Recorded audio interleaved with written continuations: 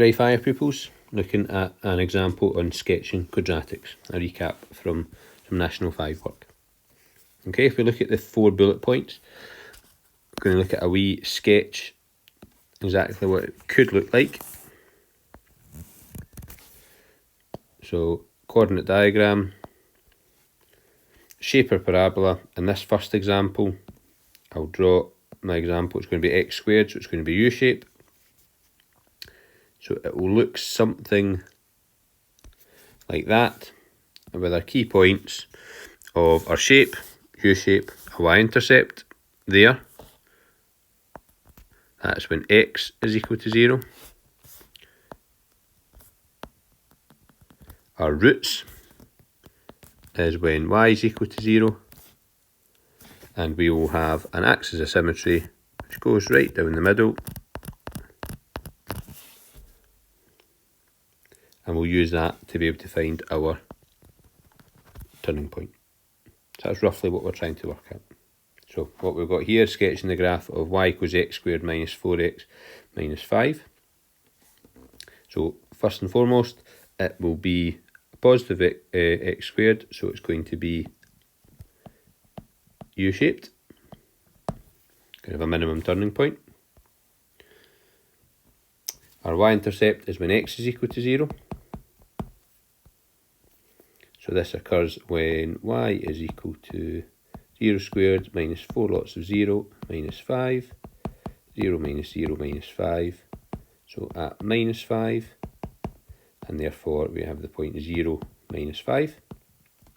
That's where it crosses our x-axis. Our roots, where it crosses our x-axis, occurs when y is equal to 0. So 0 is equal to x squared minus 4x minus 5. Very common situation to be in. We've got a quadratic. It's equal to 0. We want to try and work out our x values.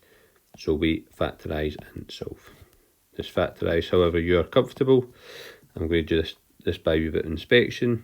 The only way I can get x squared at the beginning of each bracket is to have x and x. The only way I can get 5, being a prime number, is to have 5 and 1.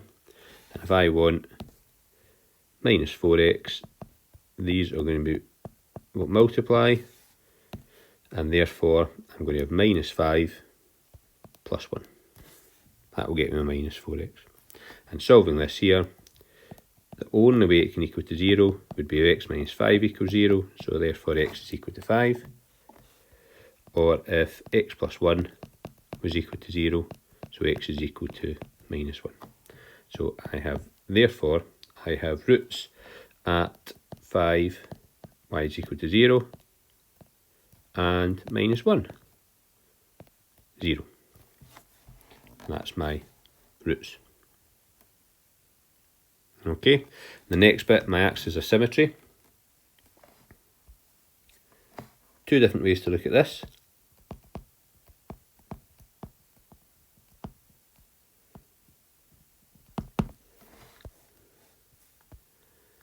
If I look at my diagram just up at the top here, I can see that my axis of symmetry is exactly halfway in between my roots.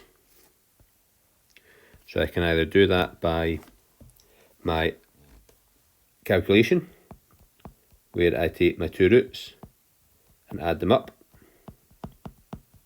and work out an average.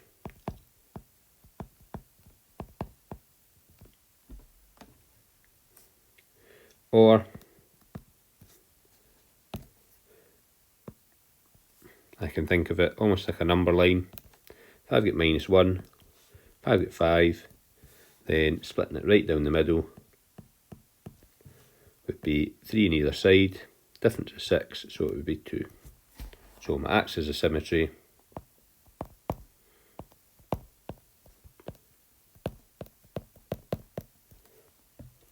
x is equal to 2. And what that tells us, again, if we look up at our graph, that our minimum turning point, our axis of symmetry goes through that. So the fact that we found x equals 2, let's use that to try and find the equivalent y. So that's going to be 2 squared minus 4 lots of 2 minus 5. 4 minus 8 minus 5 would be minus 9. So a minimum turning point at the axis of symmetry and the corresponding y. How that looks.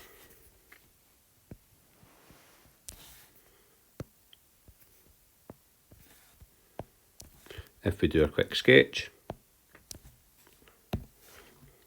we have roots at -1, 5,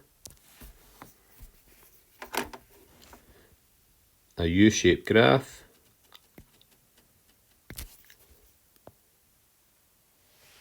looks like that, -5, we'll join the -1, the +5, and my turning point will be 2 minus 9. And that there is sketching quadratic.